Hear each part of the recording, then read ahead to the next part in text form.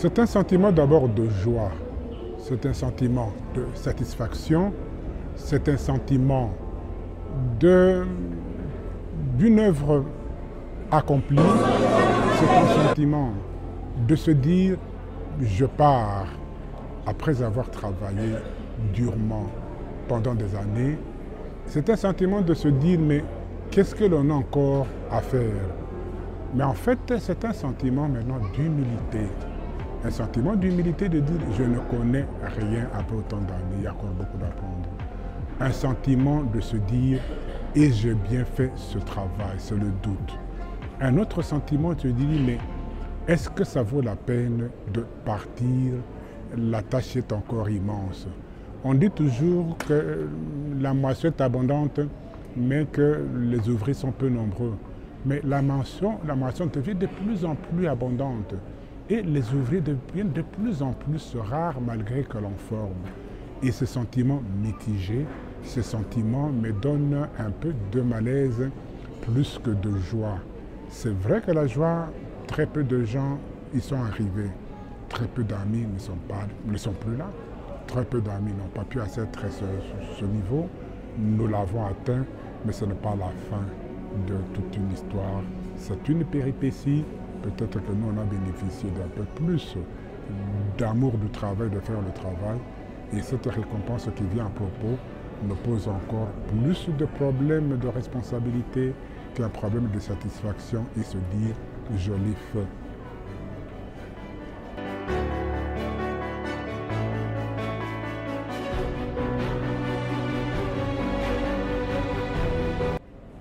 C'est vrai que je suis l'une des personnes à avoir formé le plus de relèves.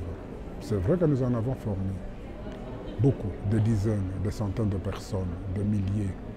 Mais est-ce que c'est suffisant que d'avoir formé la relève?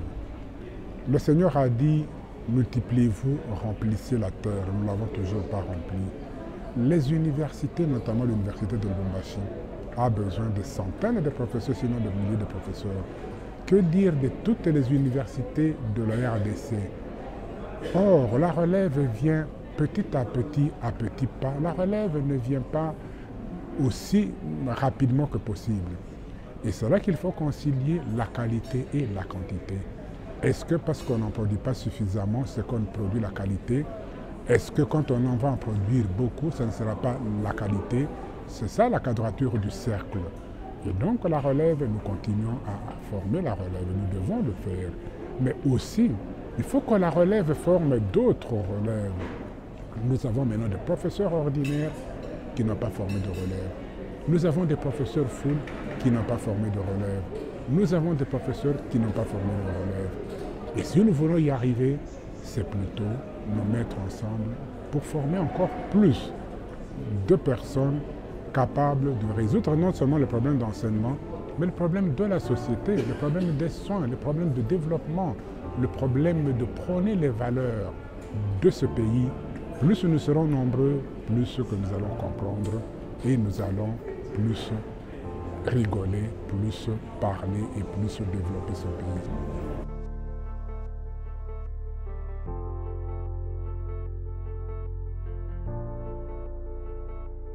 Si je dis aux gens, suivez mon exemple, est-ce que mon exemple a été meilleur?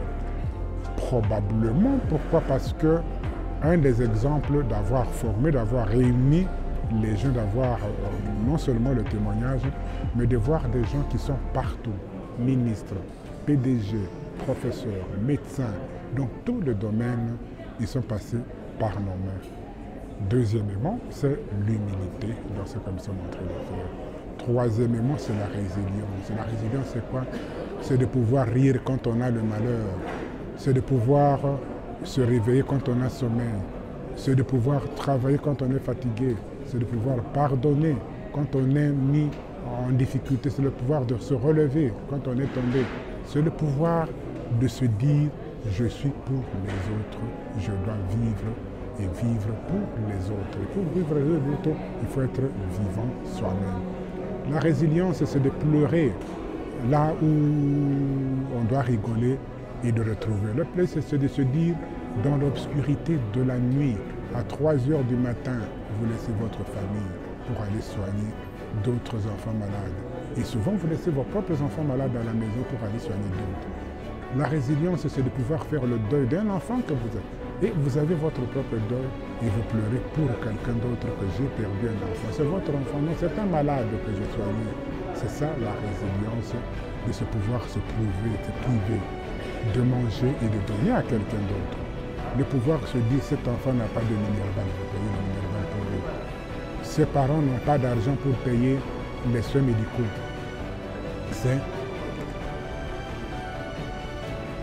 N'ont pas de payer les soins médicaux. Vous payez les soins médicaux pour eux, vous payez les transports. Et vous allez voir que l'enfant vient et vous consultez, il dit qu'il n'a pas d'argent de quoi payer la consultation. Vous prescrivez l'ordonnance, il dit qu'il n'a pas d'argent pour payer l'ordonnance. Il n'a pas de sang à donner et vous mettez et vous donnez votre propre sang pour qu'on le transfuse. Et la résilience, c'est de pouvoir expliquer à la famille de vous accompagner.